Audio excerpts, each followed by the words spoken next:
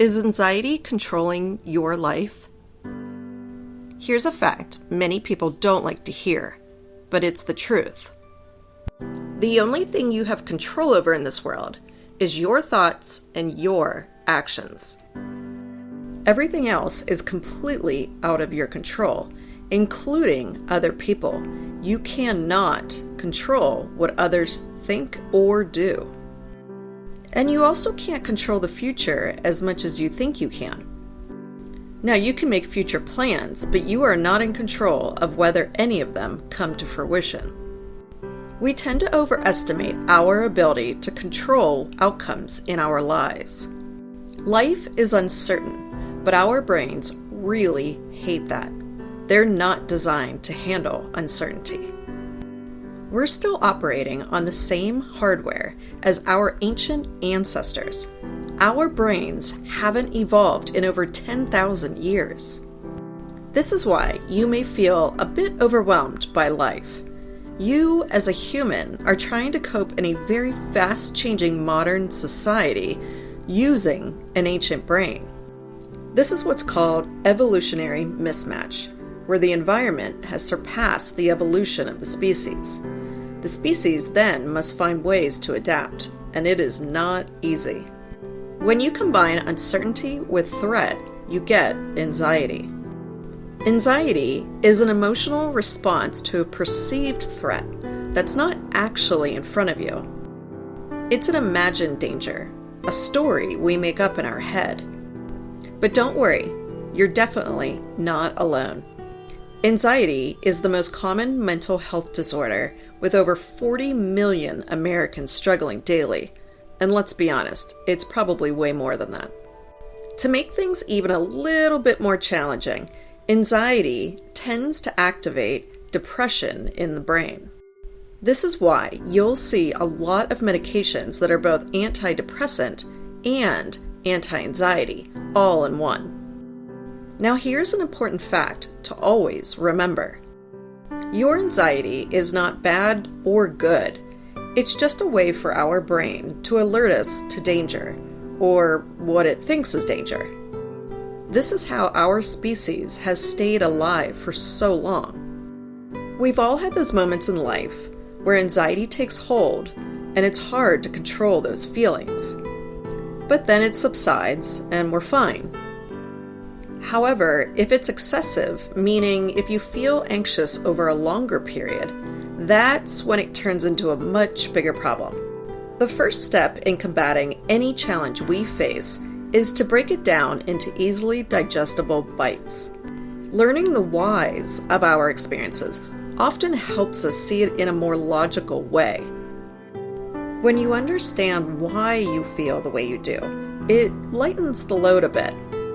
It doesn't seem like such a big, scary beast to try and tackle when you learn that it's just a chemical reaction in the brain. As you may remember from my previous video, the brain is amazing at creating patterns from the billions of bits of information it processes every second. However, when our environment constantly changes, or we feel uncertain, our brain cannot create patterns and build habits. At that point, it has no choice but to stay on guard and in a state of threat. Simply put, our brains were not designed to handle a lot of uncertainty. When you feel anxious, the amygdala and hippocampus parts of your brain immediately go into red alert, telling the rest of the brain that there's a threat. This alert instantly releases a flood of fight-or-flight chemicals into your body, including adrenaline and cortisol. Remember, cortisol is that terrible stress hormone. This is when you notice your heart beating faster, you're taking shorter breaths, and you get that feeling of panic. This fight-or-flight response was crucial for our early ancestors because they dealt with life-or-death situations every day. However, today our threats are more like stresses of modern life, like relationships, work, and the guy that cut you off on the freeway. The problem is, our brain doesn't know the difference between catching an enemy cave dweller stealing our food and us getting a crappy email from our boss. Our brain reacts the exact same way. It tends to go into this anxiety mode in situations where it's not really needed. Now this is where your mindfulness has to come into play. Your job is to activate the critical thinking part of your brain, which is much slower to respond and the least evolved part of our brain. Always keep in mind, the way you feel about a situation is not a reliable indicator of reality. You might feel a certain way about a situation or an issue, but that doesn't mean it reflects reality. It's important to judge reality based on rational evidence. If you lack rational thinking, emotions can be very overwhelming for you, causing depression and anxiety. So you have a choice. You can allow your emotions to distort your reality, or you can weigh the evidence to see if it fits with what your emotional self is saying. The latter choice is called critical thinking. You might be saying to yourself, well, great, there is always uncertainty in life. Now what? And you're right, uncertainty is never going away. And that's actually a very important fact of life to accept. Your idea of control is an illusion. The minute you're able to embrace this fact, instead of allowing it to scare you, the happier and less stressed you will be. I guarantee it.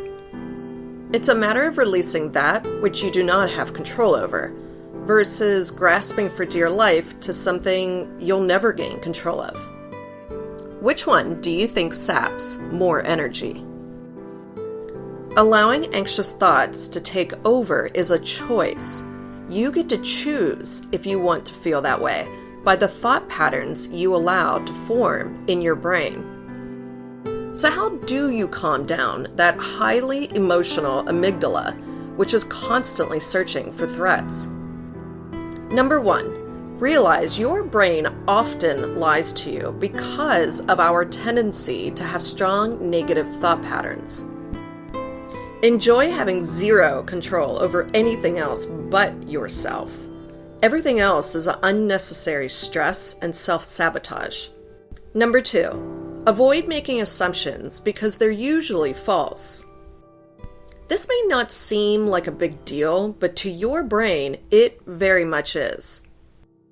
Making assumptions is linked to an increase in anxiety because the brain understands them as facts.